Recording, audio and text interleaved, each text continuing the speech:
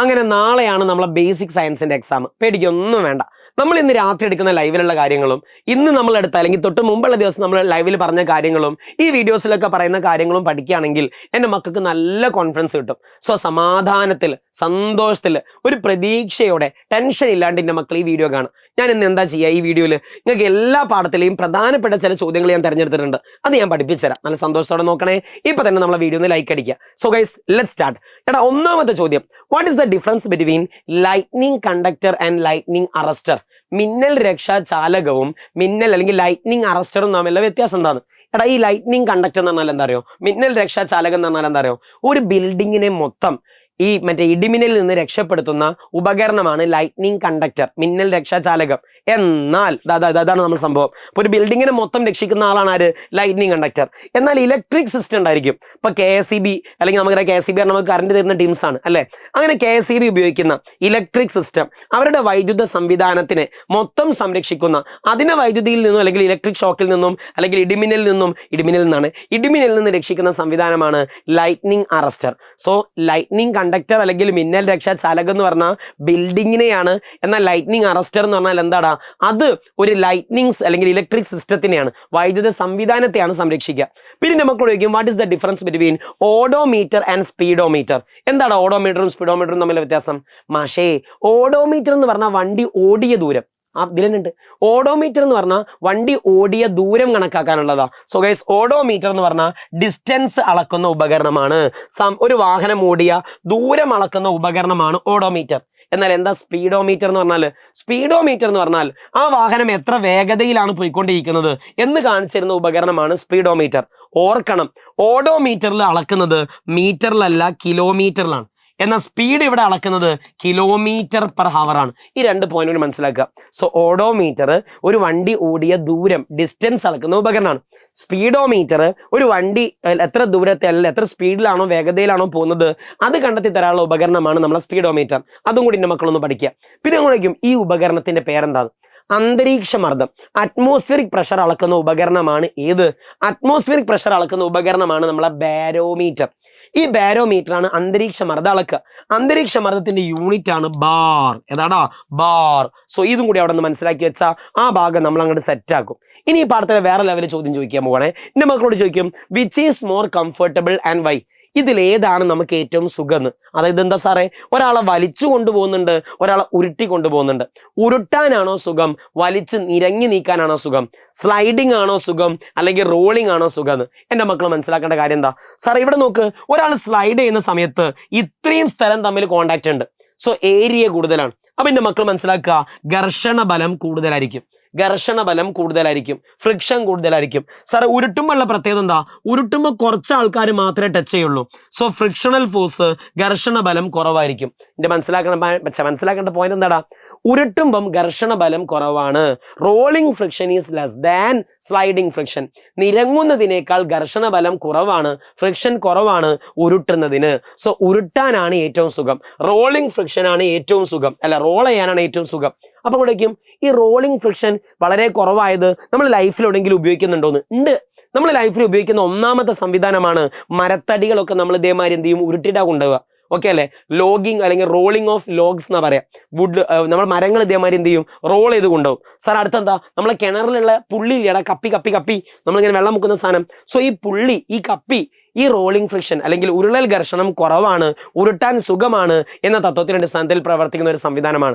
ഇതും കൂടി നിങ്ങൾ എന്തായാലും എന്ത് ചെയ്യണം? പഠിച്ചു വെക്കണം. ഇനി ഞാൻ നിങ്ങളോട് പണ്ടൊരു വീഡിയോയിൽ ഞങ്ങളോട് പറഞ്ഞിട്ടുണ്ട്, ചിലപ്പോൾ എക്സാമിന് ഇങ്ങനത്തെ ഒരു ചോദ്യം ചോദിക്കും, രണ്ടാൾക്കാർ പരസ്പരം ഒരതി, ഗ്ലാസ് റോഡ് സിൽക്കിനോട് ഒരതി, എബണൈറ്റ് വേറെ എന്തിനോട് ഒരതി, രണ്ടാൾക്കാർ അങ്ങോട്ടും ഇങ്ങോട്ടും ഒരതുന്ന സമയത്ത് ആർക്കാണ് പോസിറ്റീവ് ചാർജ് കിട്ടുക, ആർക്കാണ് നെഗറ്റീവ് ചാർജ് കിട്ടുക, ആരാണ് ഇലക്ട്രോണിനെ കൊടുക്കുക, ആരാണ് ഇലക്ട്രോണിനെ വാങ്ങുക? എടാ, ഇത് ഇമ്പോർട്ടൻ്റ് ആണ്. ഞാനിതിന് മുമ്പ് ഒരു വീഡിയോയിൽ മക്കളോട് സൂചിപ്പിച്ചതാ.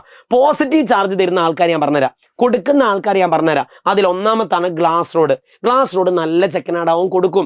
രണ്ടാമത്താണ് പൊന്നുമക്കളെ കമ്പിളി ബൂളാലോചിക്കുക. മൂന്നാമത്താണ് ഈ പേപ്പറിനെ നമ്മൾ ഫ്ലാനൽ എന്ന് വിളിക്കും.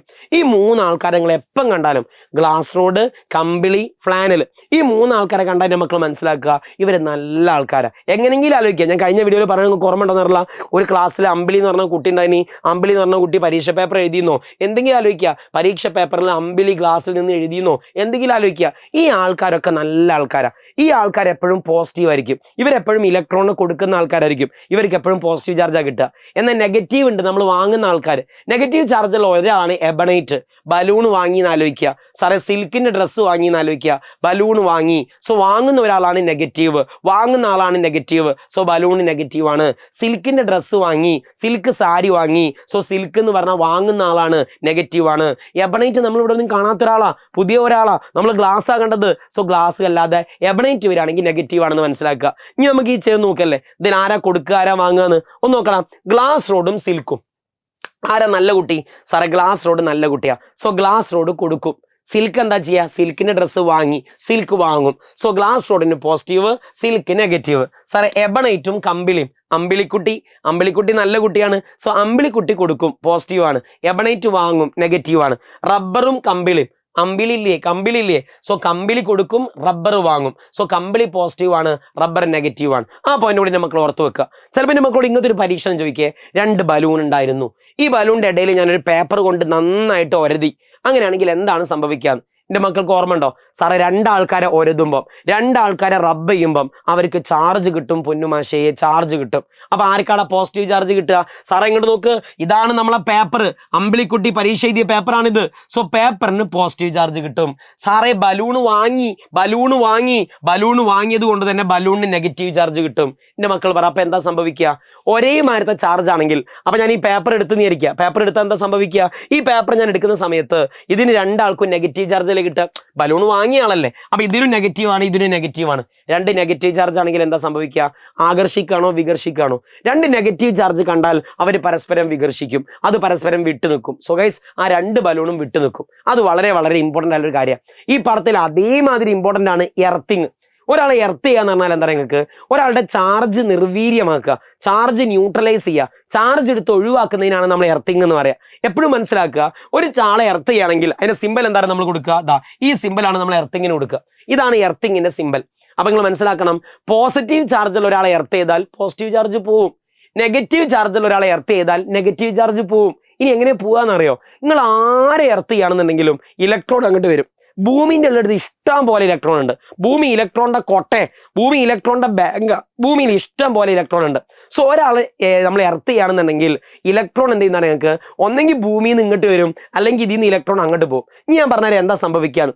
ഒരു പോസിറ്റീവ് ചാർജിൽ ഒരാളെ നമ്മൾ എർത്ത് ചെയ്ത് ഇരിക്കുക. അപ്പൊ എന്റെ മക്കൾ മനസ്സിലാക്കേണ്ട കാര്യം എന്താണെന്ന് അറിയോ? ഈ പോസിറ്റീവ് എന്ന് പറഞ്ഞാൽ അങ്ങനെ ആലോചിക്കുക, അതിനുള്ളിൽ ഇലക്ട്രോൺ ഇല്ല. പോസിറ്റീവ്, അതിനുള്ളിൽ ഇലക്ട്രോൺ ഇല്ല. അപ്പൊ ഭൂമി എന്താ ചെയ്യുക? പാവാടട്ടോ കുറച്ച് ഇലക്ട്രോൺ അങ്ങോട്ട് കൊടുക്കും. സോ ഞാൻ എൻ്റെ മക്കളോട് ചോദിക്കും, പോസിറ്റീവ് ചാർജിൽ ഒരാളെ എർത്ത് ചെയ്യുമ്പം ഇലക്ട്രോൺ എവിടെ നിന്ന് എങ്ങോട്ടാണ് പോകണമെന്ന്? സാറേ പോസിറ്റീവ് എന്ന് പറഞ്ഞാൽ എന്താ? അതിൽ ഇലക്ട്രോൺ ഇല്ല. സോ എന്താ ചെയ്യുക? ചാർജ് നേരെ ഇങ്ങോട്ട് വരും. ഞാൻ എൻ്റെ മക്കളെ അടുത്ത് ചോദിക്കേ, നെഗറ്റീവ് ചാർജുള്ള ഒരാളെ എർത്ത് ചെയ്താൽ എന്താ സംഭവിക്കാന്ന്? നിങ്ങൾക്ക് അറിയില്ലേ നെഗറ്റീവ് എന്ന് പറഞ്ഞാൽ എന്താ? സാറേ നെഗറ്റീവ് എന്ന് പറഞ്ഞാൽ മനസ്സിലാക്കണം, പോസിറ്റീവ് ചാർജ് എന്ന് പറഞ്ഞാൽ അവിടെ ഇലക്ട്രോൺ ഇല്ല. അപ്പൊ നെഗറ്റീവ് ചാർജ് എന്ന് പറഞ്ഞാൽ എന്താ? അവിടെ ഇലക്ട്രോൺ ഉണ്ട്, ഇവിടെ കുറെ ഇലക്ട്രോൺ ഉണ്ട്. സോ നെഗറ്റീവ് ചാർജിൽ ഒരാളെ എർത്ത് ചെയ്യുകയാണെന്നുണ്ടെങ്കിൽ ഈ ഇലക്ട്രോൺ ഒക്കെ നേരെ എങ്ങോട്ട് പോവാടാ? ഭൂമിയിലേക്ക് പോകുന്ന ആലോചിക്കുക. സോ ഇതൊക്കെ പ്രധാനപ്പെട്ട ചോദ്യങ്ങളാണ്, വളരെ പ്രധാനപ്പെട്ട ചോദ്യങ്ങളാണ്. സോ ഞാൻ മക്കളോട് എന്താ പറഞ്ഞത്? ഒരാളെ എർത്ത് ചെയ്താൽ അയാളുടെ ചാർജ് അങ്ങോട്ട് പോവും. പോസിറ്റീവ് ചാർജ് എന്ന് പറഞ്ഞാൽ അവിടെ ഇലക്ട്രോൺ ഇല്ല എന്ന് ആലോചിക്കുക. അപ്പൊ ഭൂമിയിൽ നിന്ന് ചാർജ് അങ്ങോട്ട് കൊടുക്കും. നെഗറ്റീവ് ചാർജ് ആണെങ്കിൽ മനസ്സിലാക്കുക, അവിടെ ഇലക്ട്രോൺ ഏറെയാണ്. സോ അവിടുന്ന് ഇലക്ട്രോൺ എങ്ങോട്ട് പോവാ? ഭൂമിക്ക് പോവും. So earth is an electron bank. Earth ഒരു ഇലക്ട്രോണിന്റെ ബാങ്കാണ്. സോ എൻ്റെ മക്കൾ ഈ കാര്യങ്ങളൊക്കെ നന്നായിട്ട് പഠിക്കുക, വളരെ പ്രധാനപ്പെട്ട കാര്യങ്ങളാണ്. ഇത് നന്നായിട്ട് പഠിച്ചതിന് ശേഷം മാത്രം എങ്ങോട്ട് പോവാ? പരീക്ഷയ്ക്ക് പോവാ. സെറ്റ് അല്ലേ? സോ ഇന്ന് രാത്രിയുള്ള ലൈവ് നിർബന്ധമായിട്ടും കാണണം. നമ്മൾ പൊളിച്ചടക്കും, ഒരു പേടിയും പഠിക്കരുതടാ. നമ്മൾ പഠിച്ച കാര്യങ്ങളെ എക്സാമിന് വരുള്ളൂ. ഓക്കെ, സോ ഇന്ന് രാത്രിയുള്ള ലൈവിൽ കാണാം. ബൈ.